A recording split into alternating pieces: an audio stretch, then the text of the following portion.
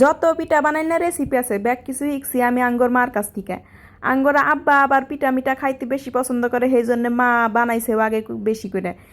সেই জন্য মার দেখা দেখি আমি আল্লাহ শিখছি। আঙ্গর নানি ঘরে বাড়িতে আসিল আবার আগে তাল গাছ মেলাবে, নারকেল গাছও আসিল, এখনও অবশ্য আছে কিন্তু নারকেল গাছও অত বেশি নারকেল ধরে না, নারকেলগুলো নষ্ট হয়ে গেছে।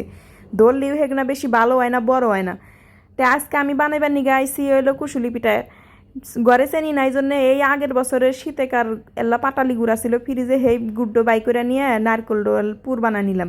এর মধ্যে তিল দিলি আরও বেশি স্বাদ লাগে, দাঁতের তরে পড়লি ভালো লাগে। কিন্তু হিনকার যে দোকানের নারকেল সরি তিলগোনা পাওয়া যায়, এই তিলগোনা কেউ জানি একখান বয়হা বয়হা গন্ধ করে, এই জন্য ওইটা আমি আনি নাই, খালি নারকেল দিয়াই বানাইলাম। ঘরে আবার চালের গুঁড়া নাই জন্য আমি আটা দিয়েই হচ্ছে ডোডো বানাইলাম। এর মধ্যে আল্লাহ তেল দিয়ে নইছি যাতে বেশি নাইগা না ধরে বানাইতে সুবিধা হয়। এই যে রেসিপি মানে পিঠা বানাইনার এডো কিন্তু আমার নিজস্ব রেসিপি, এডো আমি মার কাছ থেকে শিখি নাইকে।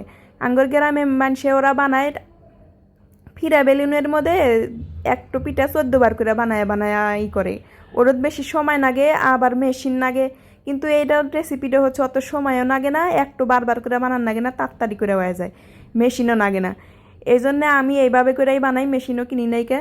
তো বানায় বানায় এই যে সুন্দর সুন্দর করে ভাইজা নিলাম। আগে বানাইছিলাম তালের গুলগুলি, একটু বানাই আর একটু বানাইতে বানাইতে খায়া ছাপা করে হালাইছে, কি কমু আর দুঃখের কথাতে। আজকে খাইতে খাইতে চলে গেলাম। যদি ভিডিও ভালো লাগা থাকে অবশ্যই লাইক কমেন্ট শেয়ার করে পাশে থাকবেন।